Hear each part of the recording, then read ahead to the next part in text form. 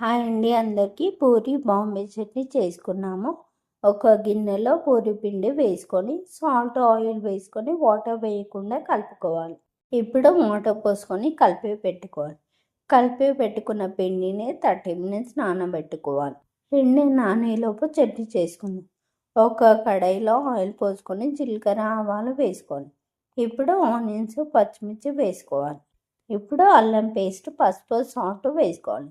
ఇప్పుడు 1/2 cup water పోసుకొని ఆనియన్స్ని ఉడికించుకోవాలి. ఆనియన్స్ ఉడికేలోపు ఒక గిన్నెలో 2 స్పూన్ల బేసన్ పిండి వేసుకోవాలి. ఇప్పుడు వాటర్ పోసుకొని గడ్డ లేకుండా కలిపి పెట్టుకోవాలి. ఇప్పుడు వాటర్ మరుగుతున్నాయి కదా, కలిపి పెట్టుకున్న బేసన్ వాటర్ని పోసుకోవాలి. కలుపుతూనే ఉడికించుకోవాలి. కొంచెం చిక్కగా అయ్యాక స్టవ్ ఆఫ్ చేసుకోవాలి. అంతే అండి, వేడి వేడి బాంబే చట్నీ రెడీ అయింది. ఇప్పుడు నానిన పిండిలో నుంచి కొంచెం తీసుకొని రొట్టె పిట్ట మీద కొంచెం పొడిపిండి వేసుకొని రౌండ్గా పూరీలాగా చేసుకోవాలి. అలానే అన్ని పూరీలు చేసుకోవాలి. ఇప్పుడు ఒక కడాయి పెట్టుకొని డీప్ ఫ్రైకి ఆయిల్ పోసుకొని ఆయిల్ బాగా వేడిగా ఉన్నప్పుడు పూరీలు వేసుకొని ఫ్రై చేసుకోవాలి. పూరీలు సాఫ్ట్గా ఉండాలి అంటే ఆయిల్ బాగా వేడిగా ఉండాలి, ఇంకా పెద్ద వంట మీద చేయాలి.